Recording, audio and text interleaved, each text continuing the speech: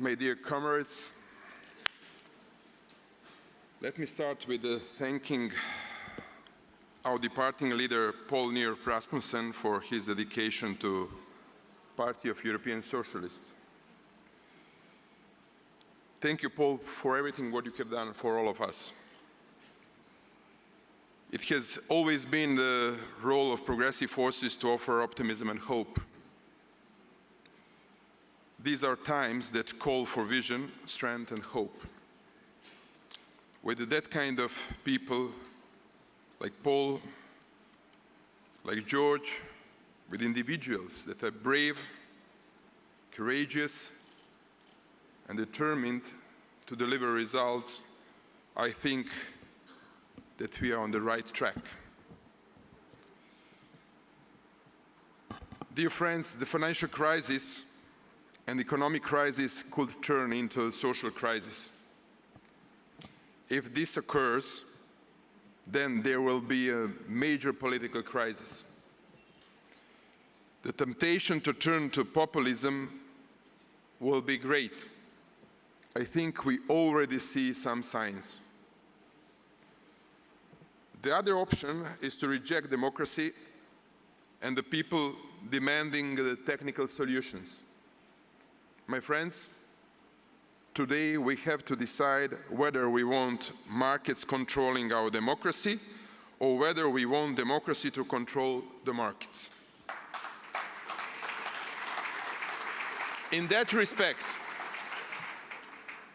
George Papandreou has stood bravely in defense in the values we all share. And I want to thank once again George, because your work, your delivering, and the risks that you took on your shoulders. We are following everything what you have been doing. We are sharing with that threat and the challenges in our own countries. I think it is a time we all start to confront this choice and to offer our solutions. My country and my region is being tested severely. The financial crisis has slowed down growth. Some parties and some countries in the European Union want to slow down enlargement. We feel that we see introspection and the fear. This is not healthy. Europe's solutions lie in keeping confidence in the original dream, in creating a deeper integration among the members and completing the enlargement to all those that should be natural members of the Union. For our part, in Serbia, we are trying to play our part to support the European project. We are maintaining a very tight fiscal and monetary control. We are trying to sustain the liquidity of our banks so that our businesses sector can maintain operations and create employment. This is the truth of most countries in the region. But our size and position gives us a special responsibility to establish a sense of stability in the region. We have also launched a major drive against corruption and organized crime. I hope you will all understand that organized crime is a global business. Its targets is the major markets like Europe. They use our region as a stepping stone into Europe, and the way they do this is by trying to corrupt our business and political system. By fighting these groups, we are creating security for Europe. Finally, we in Serbia are moving to resolve all the outstanding issues inherited from the decade of 1990s. I would consider us as our Croatian neighbors as a guarantors of the territorial integrity of Bosnia and Herzegovina and Dayton's agreement. To achieve this, we have developed a new level of trust and communication with Croatia. As you may be aware, I have made repeated visits to Bosnia to express our regret and sorrow to what happened historically. I want all in the region to know that this democratic Serbia, led by progressive forces, is looking forward and is committed to building bridges with everyone in the region. We will not shrink from this. Finally, I want to say a few words about Kosovo. We are already engaged in a dialogue with Pristina, which is facilitated by the European Union. I have said that Belgrade is ready to find a sustainable solution for the issue of Kosovo. I think this is achievable, and I have conveyed this to fellow heads of states. We have a Serbian community living in Kosovo, which is scared.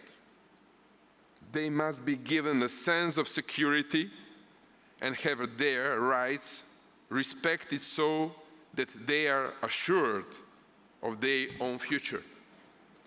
I think this is a basis upon which we could begin to approach the future of our region with some momentum and a hope. All our efforts, my friends, have one objective in mind. We must create our own security and stability so that we can be a genuine contributor to prosperity and peace in Europe. This is why I hope my country will have your support as it seeks candidacy for membership of the European Union. But this is not only about Serbia, but all other Western Balkan countries. I am President of Serbia, but I'm always taking into consideration interests of my regional neighboring countries. This is not possible to imagine a secure future for my country and my people without having secure and prosperity for all other Western Balkan countries.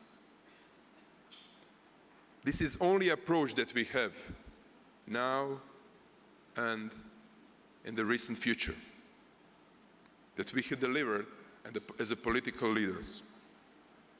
But at the same time, I want to share with you some experience. A few days ago, I've been visiting Great Britain, talking with Prime Minister Cameron. But before that, I had a meeting with many journalists from British media. I was trying to explain to them my vision for Serbia and the Western Balkans, which is in the European Union, and how to achieve that in a very difficult circumstances of enlargement fatigue, economic and financial crisis. He wrote an article in which he said, Boris Tadic and I, Balkan, Serbian president and British journalists, drinking coffee together. This is not about espresso. This is about our common future. He said, Boris Tadic explained to me, even though this Serbia is not already integrated in European Union, how they depend on European Union market. 60% of products from Serbia are going on European Union market. If we are not going to solve this financial crisis, they will be in a deep economic crisis. And we are connected. We are closely connected. If we are not going to find problem with our bonds and financial crisis, everyone is going to suffer, even though some countries that are not already integrated with the European Union. We are living in the common world. We are connected with our future, but but with our problems also. This is why, my comrades, my friends, I'm appealing on all of you to take this into the consideration. Right now, Bosnia, Serbia, Montenegro, Albania, Macedonia, even Croatia are not integrated with the European Union, within European Union. But we belong to the European culture. We belong to European Union. We are sharing destiny with you. We are sharing problems with you, challenges with you, even economic problems. We are not within Eurozone, but we are suffering because of crisis that is affecting Eurozone. We are together, and we are going to be together. Thank you for your attention.